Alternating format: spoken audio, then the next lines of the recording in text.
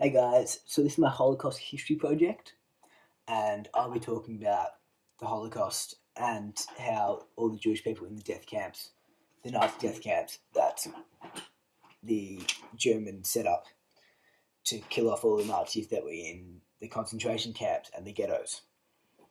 So this is like a really important aspect to the Holocaust, as that it created a lot of deaths, like over 4 million that were killed in extermination camps, because Hitler and the Nazis were anti Semitic, which means they had a problem with the Jewish religion, and they thought that they were the cause of the World War One, them failing World War One.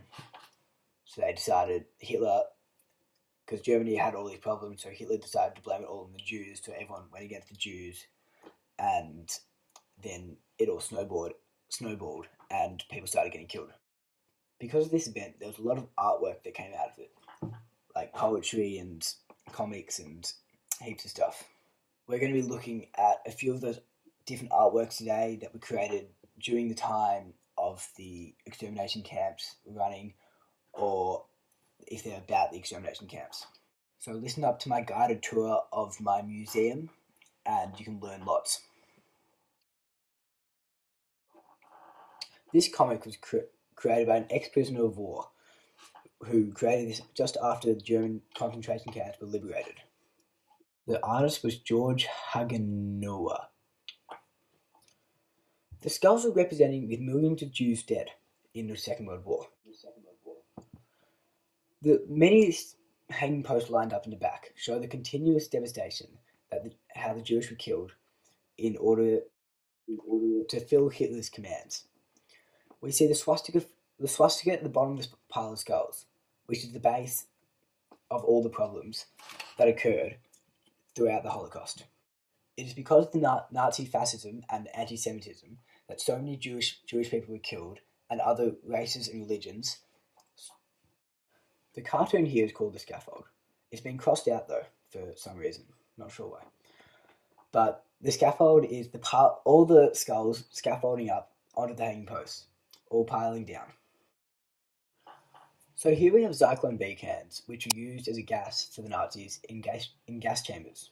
Zyklon B is an acid that, when vaporized, is very fatal, and it attaches to red blood cells and doesn't allow oxygen to attach to the blood cells and be able to carry it around the body.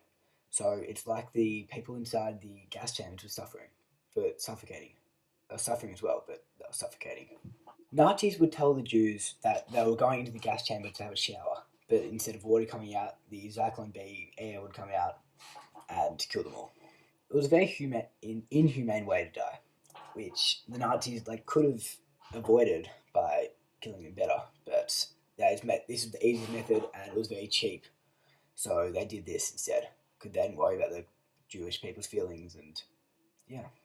It was mainly used around 1942 in the very early stages of the concentration camps being turned into extermination camps.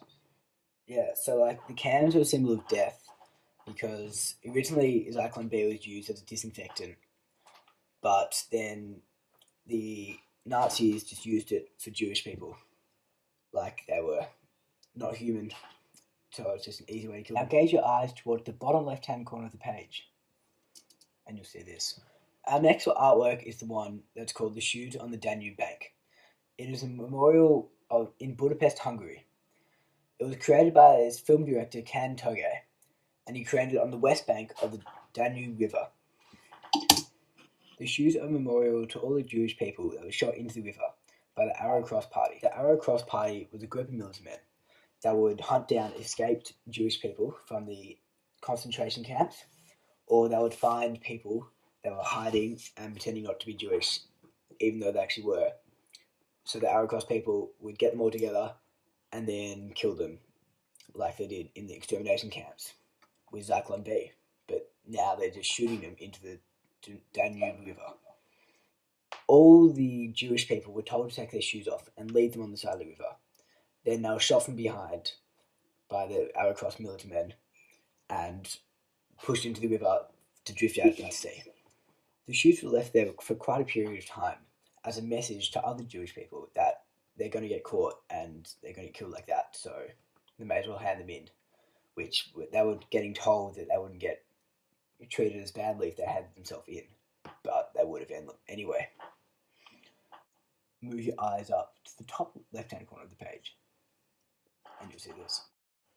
Yeah, so here's a poem called Tale of a Sprinter in the Winter of 1938 by Sudeep Pagada. Sudeep Pagada. The past. I am an athlete from Berlin. My feet are fast and swift. I can run faster than anyone. Truly, this is the Lord's gift. Any race I participate in, I always come in first. For I tell myself I have to win. It is like a great thirst. Even if someone somehow passes me, I put in an extra burst of speed. I run past him, leaving him behind. Thus, I take the lead. I once thought, if I keep running this way, I might be in the Olympics someday. The present. But now the year is 1938, and for my dreams, it's just too late. My running days are all gone.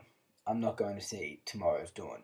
Yes, it's true, I can run very fast, but it's also true that I'm a Jew, and there's no running from the Holocaust. This poem displays the loss of hope for the Jewish population. The fact that a young boy in perfect working age is slaughtered instead of put into the military or a more humane job displays the brutality of the Nazis' morals and the extreme anti-Semitism. Now to the bottom right. Yeah, so here's a charcoal drawing of an artwork called Tracks to Auschwitz.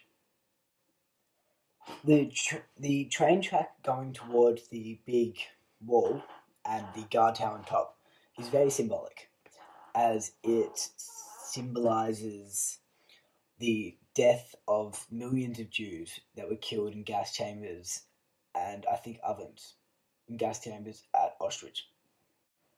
The artist used charcoal to represent the grey and the death of all the Jews that were murdered there in their great numbers.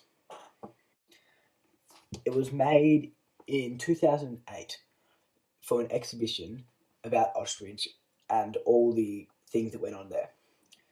It was by Becky Paul Richman, who is a German artist. Becky has created a number of Jewish and anti-Semitism artworks that feature all throughout the world. Yeah. And now just stare into the screen. So, thanks for coming, guys, to my museum opening thing.